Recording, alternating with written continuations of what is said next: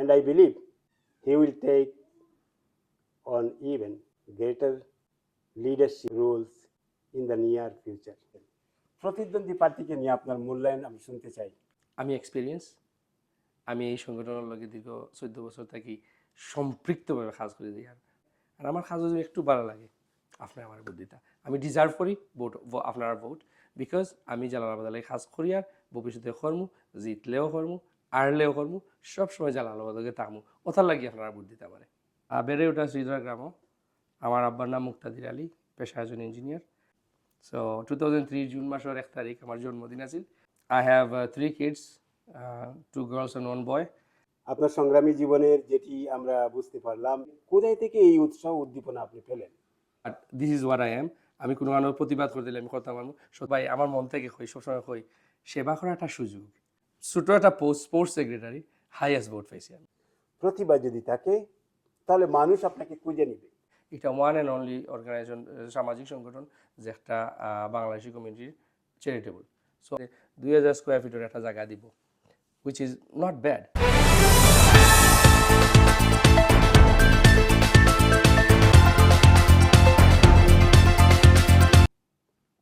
আসসালামু আলাইকুম। আপনারা জানেন আমি যতগুলো ইন্টারভিউ নিয়েছি বা নেই, সবসময় ক্রিয়েটিভিটিকে আমি লক্ষ্য করি, যেইখান থেকে আমরা কী জানতে পারবো, কী শিখতে পারবো, আমাদের নতুন প্রজন্ম কী শিখতে পারবে, সেই প্রচেষ্টা আমার থাকে। আমি চেষ্টা করি ওই মানুষটিকে আপনাদের সামনে উপস্থাপন করতে, যে মানুষটি কথা বললে, তার কর্মকাণ্ডের কথা তুলে ধরলে আপনারা উপকৃত হবেন। আজকে আমার বাম দিকে যাকে বসা দেখছেন, তরুণ, উদীয়মান, অত্যন্ত ট্যালেন্টেড, যার কাজ দেখলে আমি অনুপ্রাণিত হই, অভিভূত হই, আর ভাবি এই মানুষটি কিভাবে কমিউনিটির সেবা করে, কিভাবে কমিউনিটির সাথে নিজেকে জড়িয়ে কাজগুলো করে। কারণ এই সময়ে দুরন্তপনা থাকে, এই সময়ে ছুটে বেড়ানোর এক বিষয় থাকে, যেটা আমার মধ্যে ছিল, যেটা আপনাদের মধ্যে ছিল, দুরন্তপনা। আমার বাম পাশে যাকে দেখতে পাচ্ছেন, মেহেদী শরীফ মারুফ, তার মধ্যেও দুরন্তপনা আছে, তার মধ্যেও উড়ে বেড়ানোর বিষয় আছে, কিন্তু তারপরেও কমিউনিটির কাজ আমি যখন দেখি তার মধ্যে আমি সত্যিই অভিভূত হই। আজকে আমার বাম পাশে মেহেদী শরীফ মারুফ, তার জীবনের গল্প শুনবো, তার বাংলাদেশের বেড়ে ওঠা এবং বিদেশের বেড়ে ওঠা শুনবো, কত বছর বয়সে তিনি এখানে এসেছেন এবং তার পরিবারে কে কে আছেন সেটাও জানবো। আমরা আর কথা না বাড়িয়ে মেহেদী শরীফ মারুফের কাছে চলে যাই। মেহেদী শরীফ মারুফ, আপনি কেমন আছেন? আমি ভালো, ইকবাল, আপনি কেমন আছেন? আলহামদুলিল্লাহ, আলহামদুলিল্লাহ, আমি ভালো আছি। আপনার বাংলাদেশে বেড়ে ওঠা এবং বিদেশে আপনার আশা, এই বিষয়গুলো যদি আমরা প্রথমে আমাদের অডিয়েন্সের শেয়ার করেন, পরে আপনার ভবিষ্যৎ পরিকল্পনা অবশ্যই আছে, আপনার সেগুলো নিয়ে আমরা আলোচনা করব। বিসমিল্লাহির রহমানির রহিম। প্রিয় ভিউয়ার্স, প্রথমত ধন্যবাদ ইকবাল ভাইরে, দ্বিতীয়ত সিলেক্ট টু কানাডা চ্যানেলের ধন্যবাদ। ইকবাল ভাই টাইম লই আইসন, এটা লাগি রিয়েলি অ্যাপ্রিসিয়েট ইকবাল ভাই, really appreciate because you gave me time for such an interview. From bottom of my heart I appreciate it. আর আপনি আমার যে প্রশ্ন করছেন আমার বেড়ে ওঠা এবং বিদেশে আসার গল্প, আমি ট্রাই করবো শর্টভাবে বলার জন্য। প্রথমত আমার বাড়ি বাংলাদেশের সিলেট জেলার বিয়ানীবাজার উপজেলার 1 নম্বর ওয়ার্ড শ্রীধরা গ্রাম। বেড়ে ওঠা শ্রীধরা গ্রাম। আমার আব্বার নাম মুক্তাদির আলী, পেশায় একজন ইঞ্জিনিয়ার। প্রাইমারি স্কুল শ্রীধরা প্রাথমিক বিদ্যালয়, high school PHG high school, আমরা সিলেটের নাম করে একটা হাই স্কুল, আমাদের high school. Better to send him to USA. So আমার যাত্রা শুরু হয়েছে ইউএস থেকে। আমার বয়স যখন 15 তখন আমি ইউএসএতে আসি। 15 বছর বয়সে? 15 বছর বয়সে। সো আইয়া আমার মোটামুটি আত্মীয় স্বজন ইউএসএ আসলা। আইয়া আমার হাই স্কুল কমপ্লিট করছি Manhattan comprehensive night and day high school থেকে। দেন আপনারা জানেন যে সেপ্টেম্বর 11, 9/11-এর পরে যে রেজিস্ট্রেশন পিরিয়ড আইছে, সো একটা ব্যতিক্রমী একটা সমস্যা ক্রিয়েট হয়ে গেছে, যেটার লাগি আমি পদক্ষেপ নিই যে কানাডা আসার লাগি। জব, রেস্টুরেন্টের জব করছি, then attend to like Seneca College, finish my plumbing graduation, master in plumbing. তারপরে I start my construction company. আপনারা সবাই জানেন টরন্টো বিয়ার্স হলে M4 Construction. I started in 2010.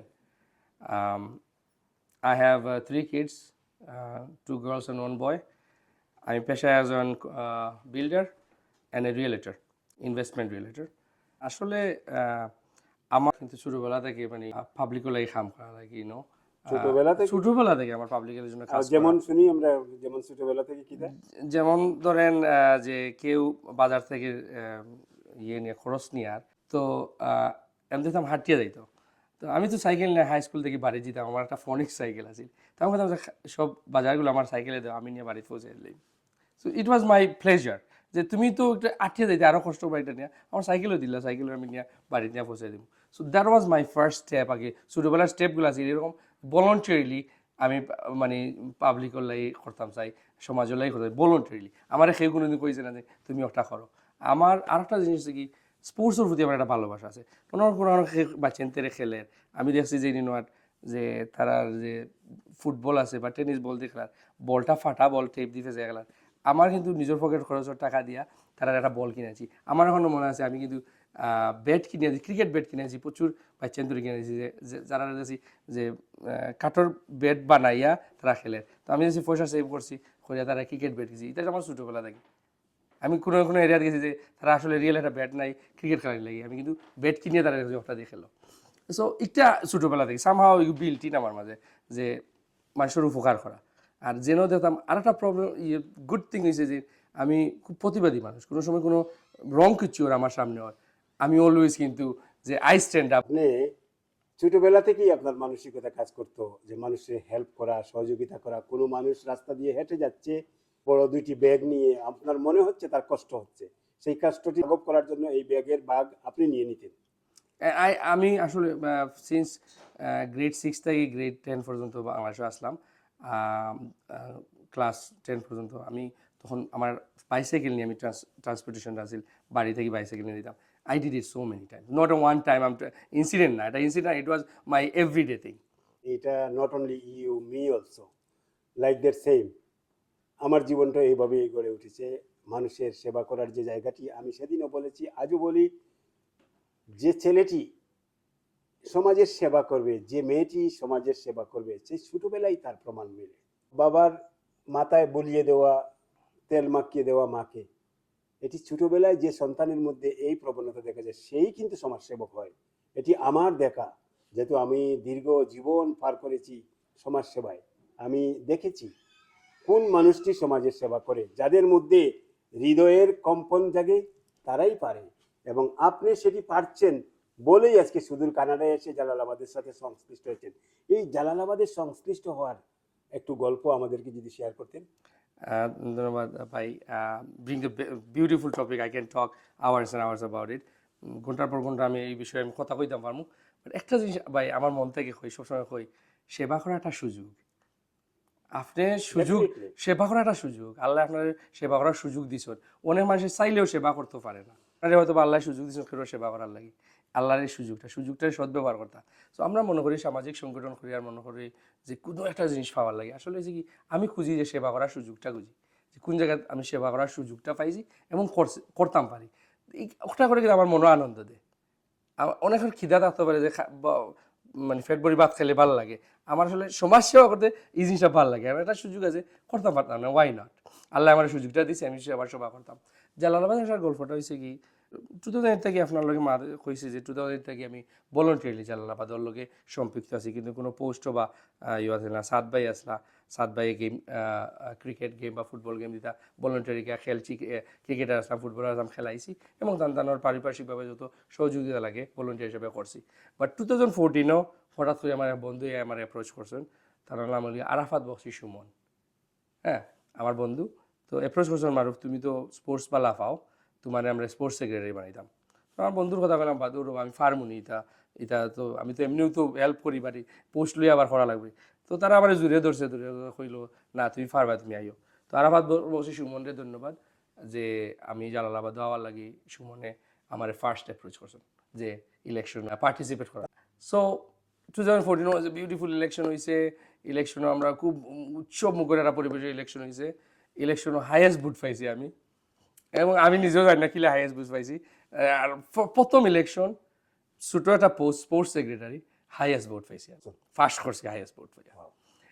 So তখন থেকে কিন্তু খাস করছি আমরা ফার্স্ট টুর্নামেন্টে যে স্পোর্টস সেক্রেটারি আমরা দিয়েছিলাম টরন্টো সিটিতে, আমরা তাক লাগাইয়া দিছিলাম যে প্রত্যেকটা পার্টিসিপেন্টরে আমরা একটা বাইসাইকেল উপহার দিছি। অর্থাৎ আমি আপনাকে এখানে থামাচ্ছি, কারণ আমাদের সময় কম, কথা অনেক বেশি, অনেক প্রশ্ন অডিয়েন্সের পক্ষ থেকে আমাকে অনেক প্রশ্ন করা হয়েছে এবং বলা হয়েছে আমি কোনো সময় ইন্টারভিউ নিলে এই প্রশ্নগুলো আপনাদের উদ্দেশ্যে রাখার জন্য। আপনার বেড়ে ওঠা এবং জালালাবাদের সাথে সম্পৃক্ত হওয়ার গল্প আমরা শুনলাম। আপনারা বুঝতেই পারলেন দর্শক, উনি এত কম বয়সে জালালাবাদের সাথে কিভাবে সম্পৃক্ত হয়েছে। যার মধ্যে মানবতা আছে, যার মধ্যে কমিউনিটির জন্য দরদ আছে, সেই মানুষটি দূরে থাকতে পারে না। 2004 সালে বিদেশে পাড়ি দিয়ে আবার এইটার সাথে আবার যুক্ত হয়ে যাওয়া এই কমিউনিটির কাজে, এটা চারটিখানি কথা নয়। কারণ বিদেশ যারা আমরা আসি তারা নিজেরা একটা প্রতিযোগিতার জায়গায় থাকি, নিজেকে কিভাবে স্বাবলম্বী করব, নিজেকে কিভাবে গড়ে তুলব। তবে শুনলে খুশি হবেন, মেহেদী শরীফ মারুফ নট অনলি সাংগঠনিক দক্ষতা, as a businessman, as a রিয়েলেটর, এই টরেন্টোতে অনেক একজন স্টাবলিশড এই মুহূর্তে। এই মানুষটি দুই দিক দিয়ে এগিয়ে গেছে। তা আপনার জালালাবাদের এই বেড়ে ওঠা শুনলাম, তো 2017 থেকে 2023 পর্যন্ত আপনি জয়েন্ট সেক্রেটারি আছে। এরপরে general secretary for next term 23 through 2026। বর্তমানে আমি আছি বর্তমানে সাধারণ সম্পাদক জালালাবাদ সিটি টরন্টো।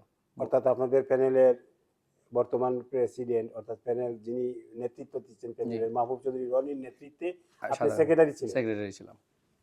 ওয়াও, একজন মানুষের বেড়ে ওঠা, তৃণমূল থেকে বেড়ে ওঠা, সত্যি যেটা আমার জীবনের সাথে যায়, তৃণমূল থেকে বেড়ে ওঠা, এটি সত্যি অভিভূত।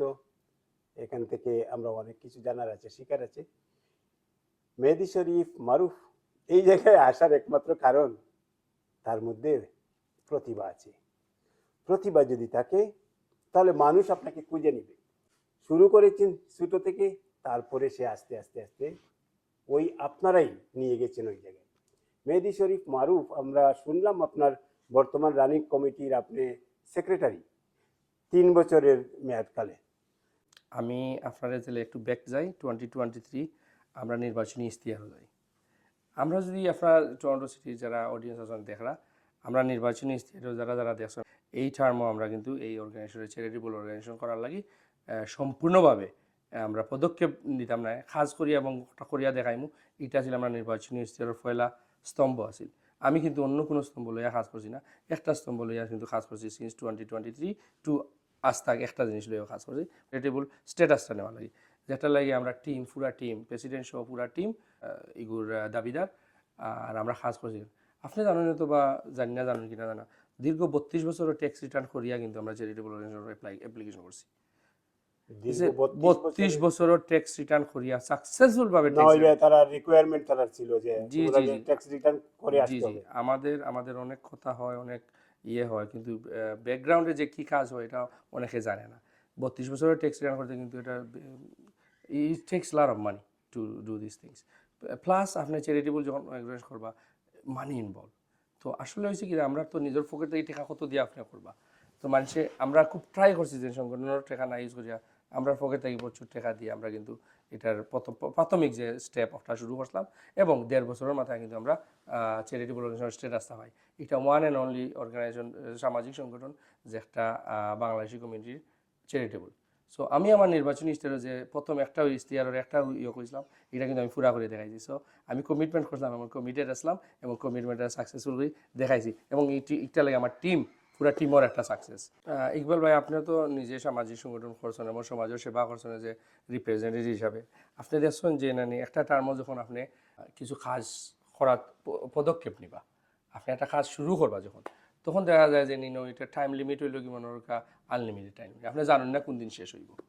সো আমরা লিমিটেড জালালাবাদের যে টাইমটা আছে লিমিটেড টাইম 3 বছর। সো আমরা কিছু কাজ করছি, তো আমরা কিন্তু চ্যারিটেবল পাইছি মাত্র 1.5 বছর হয়েছে। সো পাওয়ার পরে আমরা কিছু কাজ শুরু করছি, পদক্ষেপ নেওয়া শুরু করছি। যে পদক্ষেপগুলোর পথে কিন্তু আমরা কিন্তু সাকসেসফুলি 2টা ইভেন্ট হয়েছে চ্যারিটেবল, যেটা লাগে আমরা গুড ফান্ডও পাইছি সিটি থাকি, আমরা এজিএমও সবরে কইছি। আমরা কিছু কাজ শুরু করছি ইকবাল ভাই, যে কাজটা হয়েছে কি যে পার্মানেন্ট একটা স্থায়ী আমরা জায়গার লাগি আমরা সিটি লেভেলও, আপনার প্রভিন্সিয়াল লেভেল এবং ফেডারেল লেভেলে অ্যাপ্লিকেশন করছি। কয়েকটা অ্যাপ্লিকেশন রিজেক্ট হয়েছে, আবার কিছু অ্যাপ্রুভ হয়েছে।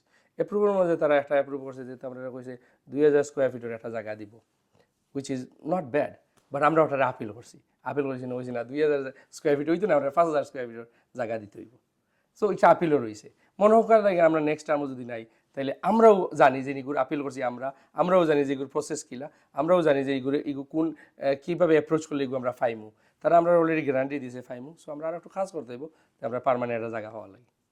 দিস ইজ ওয়াই আমার ইন্সপায়ার করছে যে আর একটা যদি থাকি সেবা করার লাগে যদি সুযোগ থাকে, তাইলে এটা আমরা কমিউনিটি লাগি ভালো হইব এবং আমরা কমিউনিটির যে মেম্বার হল নতুন মেম্বার আছে তারা লাগি ভালো হইব। ওটাই আমার ইন্সপিরেশন দিচ্ছে যে আর একটাবার রান করি, আর একটাবার রান করলে কমিউনিটি লাগে আর একটু বেটার কাম করতাম পারি। অর্থাৎ আপনি বলতে চাচ্ছেন যে আপনাদের কিছু অসমাপ্ত কাজ বাকি রয়েছে, যেগুলো আপনারা টিম ওয়ার্ক হিসেবে করেছিলেন বিগত দিনে, এটির কন্টিনিউটি যদি বজায় থাকে তাহলে আপনারা সেই কাজগুলো খুব ইজিলি স্মুথলি করতে পারবেন এবং এক সংগঠনকে একটি ভালো পর্যায়ে নিয়ে আগামী প্রজন্মের কাছে দিতে পারবেন। You are absolutely right Iqbal ভাই, this is what I mean. আর আমরা যে পর্যায়ে আছি এই পর্যায়ে থেকে এই পদক্ষেপটা নেওয়া আমরা লাগে খুব ইজি হইব এবং টাইম টাইম কম লাগবো, এই গ্যারান্টি টাইম কম লাগবো। বুঝতে পারছি, নিশ্চয়ই দর্শক আপনারা বুঝতে পেরেছেন, কারণ একটি term not sufficient for any development. আপনি যদি ডেভেলপমেন্টে কন্টিনিউ করতে চান তাহলে ওনার ভাষ্য মতে, আমি যেহেতু আজকে উপস্থাপনা করছি সুতরাং আমার মতামত এই মুহূর্তে বলছি না, বাট ওনার ভাষ্য মতে যে আমরা কন্টিনিউ করেছি, আমাদের কাজের অনেক ধারা আছে, আমাদের কাজের অনেক জায়গা আছে, আমাদের জানা আছে কোন জায়গায় কোথায় কি করলে আমরা খুব ইজিলি আমরা পৌঁছে যেতে পারবো। সেজন্য ওনারা বলছেন, উনি বলছেন এবং ওনাদের প্যানেলের পক্ষ হয়ে বলছেন যে ওনাদেরকে যদি আপনারা আবারও কন্টিনিউ করেন তাহলে তারা ওই কাজের দ্বারাটি ডেস্টিনেশনে গিয়ে পৌঁছাতে পারবেন খুব ইজিলি এবং নির্দিষ্ট টাইমের মধ্যে, এবং সংগঠনকে তারা আগামী প্রজন্মের কাছে একটি উজ্জ্বল দৃষ্টান্ত হিসেবে স্থাপন করতে পারবেন। ধন্যবাদ মেহেদী শরীফ মারুফ। মাচ পিপুলের জায়গায় এই কথাগুলো পরিষ্কার হওয়া দরকার। আপনারা নতুনদের জন্য কি করেছেন বিগত 3 বছরে? কারণ বিগত 3 বছরে নতুনরা অনেক এসেছেন, সেই জায়গায় আপনারা আপনাদের সংগঠনের নেতৃত্বে থাকা অবস্থায় আপনারা কি করেছেন একটু শর্টলি যদি বলেন আমাদেরকে। ইকবাল ভাই, আমার পার্সোনাল দিক থেকে আমি অডিয়েন্স হলে হয়তো পা দেখছেন, আমার একটা কনস্ট্রাকশন কোম্পানি আছে। আমি আমার পার্সোনাল দিক দিয়ে আমি যতদূর সম্ভব নতুন মানুষের আমি কাজর লাগি, যত আমার পার্সোনাল দিক থেকে আমি করছি। নাও কাম টু জালালাবাদ স্টেশনের সাইড থেকে হই, আমরা কিন্তু জালালাবাদ স্টেশন থেকে বিগিনিং থেকে আমরা ট্রাই করছি যে নতুন হলে যে একটা ইয়ত মাঝে না পড়ে, একটা সমস্যার মাঝে না পড়ে, তার প্রতি তারা কিলার করা যায় যে অবগত করা যায় যে দেশে ফ্রড আসেন, মিডিল ম্যান আসেন, go to straight the lawyer. তো আমরা ওটার লাগি 6টা সেমিনার করছি। এর মাঝে আছিল ওয়ার্ক সেমিনার, এর মাঝে আছিল resume seminar, English speaking seminar, plus হচ্ছে ইমিগ্রেশন নলেজ সেমিনার। এইরকম 6টা সেমিনার করছি, যে প্রফেশনাল লয়ার হলো নিয়েছি। Every seminar was full house, every seminar was full house. আমরা প্রফেশনাল লয়ার নিছি, প্রফেশনাল অ্যাকাউন্টেন্ট নিছি, প্রফেশনাল আরসিআইসি নিছি এবং প্রফেশনাল জব সার্চের লাগি যারা টেকনিক্যাল মানুষ আছে জব সার্চের লাগি আমরা কয়েকটা সেমিনার করছি। যে একটা তারার লাগি ও জিনিস হচ্ছে দেখো সামাজিক সংগঠন আপনার কাছে কিন্তু অত রিসোর্স নাই, আপনার লিমিটেড রিসোর্স। যে রিসোর্স আছে আমরা তো এই রিসোর্সের তুলনায় আমরা যতটুকু সম্ভব আমরা নতুন হলো লাগি ট্রাই করছি এবং জালালাবাদের পুরা টিমে ট্রাই করছে যে নতুন হলরিও স্পেশালি লাগে আমি ট্রাই করছি যে নতুন হলর বাসস্থানের লাগি। আপনি জানেন আমার কয়েকটা প্রপার্টি আছে টরন্টোতে, আমি কিন্তু প্রপার্টিগুলো অবাধভাবে দিছি, যে জায়গায় মানুষ 5 জন থাকতে পারবো, ওই জায়গায় আমি 16-17 জন আনিয়ে আনাইছি, বুঝি আপাতত থাকো আর যে সুন্দর বাসা পাইবে আস্তে আস্তে যাও। কিন্তু ইলা নাই যে সিট দিছি না, যে রেন্ট আছিল ও রেন্টের মাঝে আছে থাকো আপাতত। তো একটা সামাজিকভাবে করছি আমরা, আমরা কম বেশ সবেও করছি, আমরা স্পেশালি সিলেটি হলোর মন বড়, আমরা সিলেটি হলো এই জিনিসগুলো করি, করি না এলাকা হইতাম না, সবে করি আমরা সবে করি। আর জালালাবাদ স্টেশনে যে জিনিসটা হচ্ছে নতুন হলোর লাগি সবথেকে বড় যে জিনিস হচ্ছে নতুন হলোর যে ভোটার অধিকার এবং প্রার্থিতার অধিকার, যেটা প্রার্থী হইতে পারবা, এই অধিকারটা আমরা কনস্টিটিউশনে আমরা মানছি, অ্যামেন্ডমেন্টের মাধ্যমে অ্যামেন্ডমেন্টটা আমরা মানছি।